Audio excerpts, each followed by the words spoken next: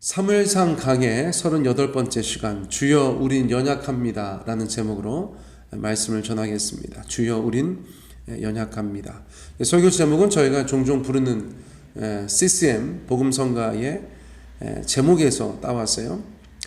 이스라엘은 인간 왕을 세우고 이제 첫 번째 전쟁을 하게 되었습니다.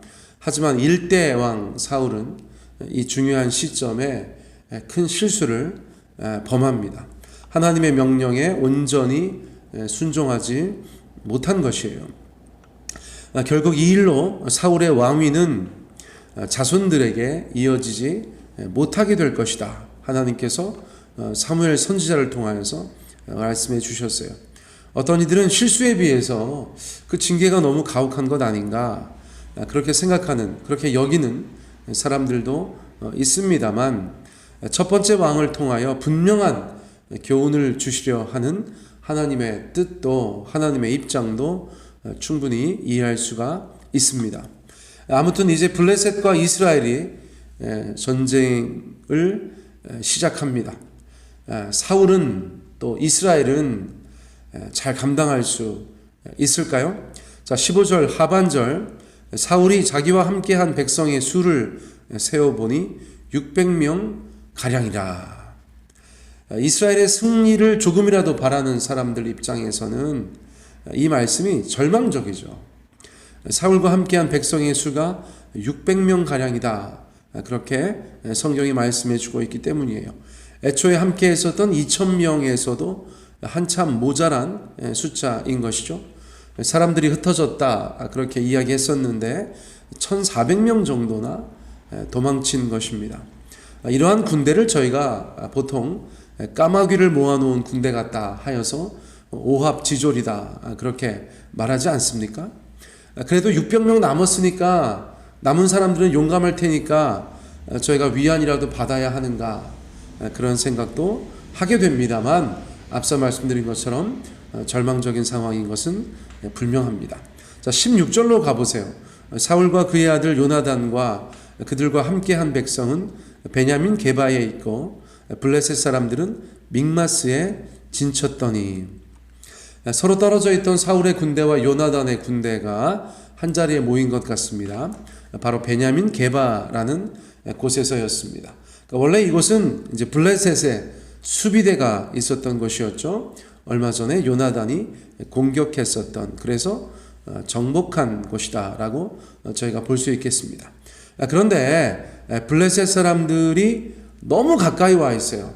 이스라엘 군대가 있는 베냐민 게바, 블레셋 사람들이 진치고 있다는 믹마스는 불과 2km 정도 떨어져 있는 거리라고 알려져 있습니다. 그러니까 이 정도면 뭐 서로 우와 하고 달려가면 이제 금세 만나는 거리죠. 정말 가까운 거리에 서로 마주보고 있다. 전투 개시 직전이다, 이렇게 저희가 말해도 이상하지 않은 것이죠. 그리고 드디어 블레셋 군대가 이제 움직이기 시작합니다. 17절과 18절 말씀에 그 상황이 나와 있죠. 17절, 노략군들이 세대로 블레셋 사람들의 진영에서 나와서 한 대는 오브라길을 따라서 수알 땅에 이르렀고, 한 대는 벳호론 길로 향하였고, 한 대는 광야 쪽으로 스보임 골짜기에 내려다 보이는 지역길로 향하였더라. 자, 블레셋은 먼저 노략군이라고 부르는 선발대를 내보냈습니다. 선발대의 역할은 분명하죠. 이스라엘 군대와 백성들의 사기를 꺾는 것입니다. 사기를 꺾는 것이에요. 그래서 그들은 한 길로 가지 않습니다. 세 개의 부대가 세 개의 길로 움직이고 있어요. 한 대는 오브라길을 따라 수알 땅으로, 한 대는 벳호론 길로, 한 대는 광야 쪽으로 향하였다는 것이에요. 저희가 뭐 이스라엘 지도 펼쳐놓고 보지 않으면 이게 정확하게 어떤 상황인지는 알 수 없으나, 이스라엘 지리를 모른다고 하여도 가까이 있는 적군이 세 갈래로 이스라엘 전역으로 침투하는 모습은 상상만 해도 위협적이고 끔찍한 것이죠. 이 노략군들이 가는 곳마다 이제 인명피해와 재산피해가 발생하게 될 것입니다. 이스라엘은 문자 그대로 풍전등화, 바람 앞에 등잔불 같은 상황에 놓이게 되었다는 것이에요. 앞선 본문에서 성경은 블레셋이 최신 무기로 무장한, 특별히 중무장한 군대다, 그렇게 저희 가운데 말씀해 주셨는데요. 그렇다면 저희가 궁금한 게 있어요. 이스라엘 백성들은 어떻게 무장하고 있는가? 이스라엘이 내놓을 만한 무기가 있는가? 무기 상황도 궁금하지 않을 수가 없는데 19절 이하에 이런 말씀이 있어요. 21절까지. 그때에 이스라엘 온 땅에 철공이 없었으니 이는 블레셋 사람들이 말하기를 히브리 사람이 칼이나 창을 만들까 두렵다 하였음이라. 온 이스라엘 사람들이 각기 보습이나 삽이나 도끼나 괭이를 벼리려면 블레셋 사람에게로 내려갔었는데 곧 그들이 괭이나 삽이나 쇠스랑이나 도끼나 쇠채찍이 무딜 때에 그리하였으므로.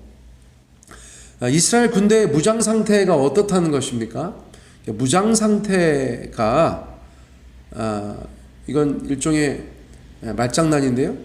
없을무의 무장입니다. 없을무의 무장. 무장한 것이 없어요. 일단 이 시대를 굳이 표현하자면 철기 시대입니다. 철기 시대.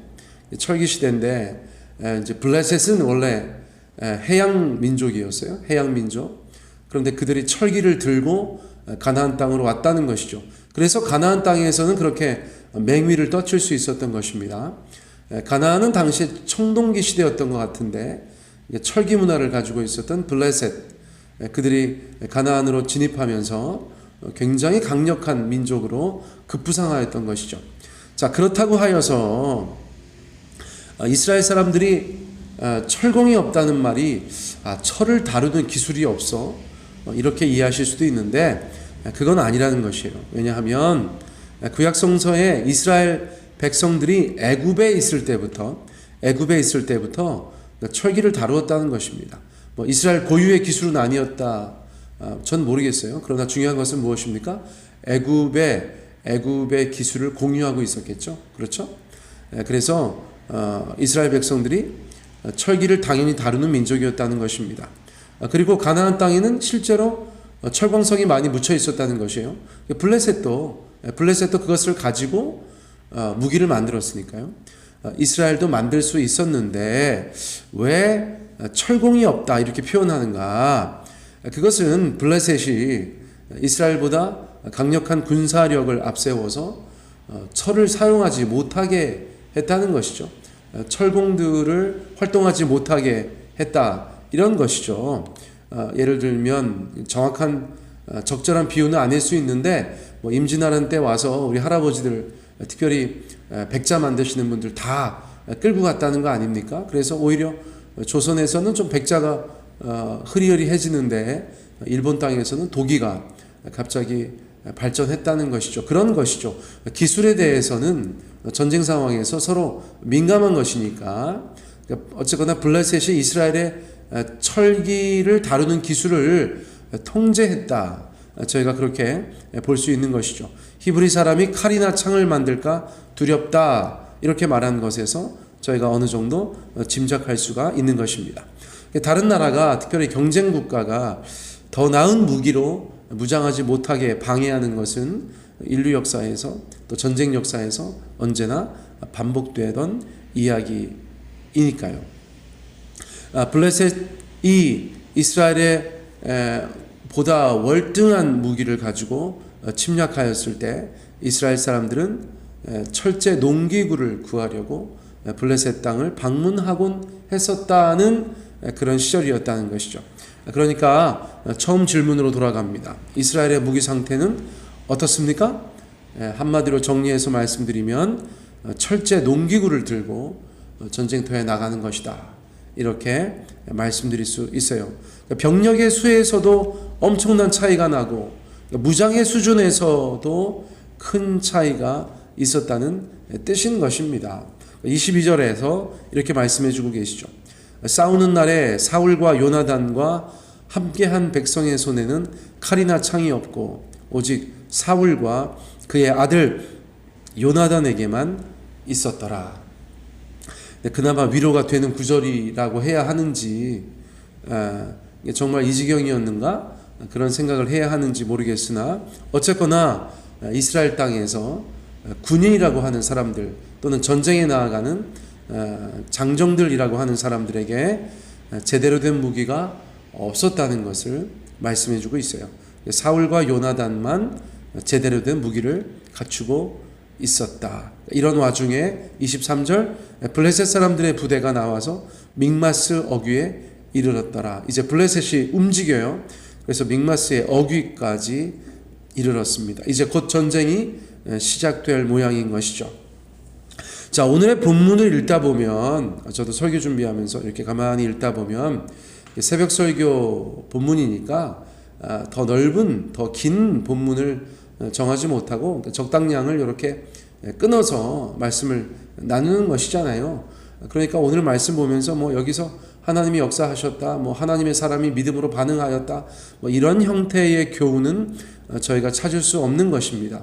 우리 함께 나눈 것처럼 이스라엘이 참 여러 가지로 연약하다, 열악하다, 부족하다, 약하다 그런 생각들만 하게 되는 본문이었어요. 그래서 그랬는지 모르겠어요. 제가 이 노래가 생각났어요. 주여 우린 연약합니다. 이 노래가 생각났어요. 주여 우린 연약합니다. 우린 오늘을 힘겨워합니다. 주 뜻 이루며 살기엔 부족합니다. 주님 우린 연약합니다. 우린 연약합니다. 2절 주여 우린 넘어집니다. 오늘 하루 또 실수합니다. 주의 긍휼을 구하는 죄인입니다. 우린 주만 바라봅니다. 여기까지가 오늘의 본문 말씀 아닌가 싶어요.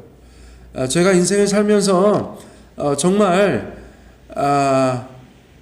최악의 상황들을 마주하고 있는 그런 우리의 인생을 볼 때가 있지 않습니까? 하나님의 마음을 상하게 하면서까지도 자신의 힘으로 무엇인가를 해보려고 했는데 막상 상황은 좋지 않아요. 더 악화되었어요.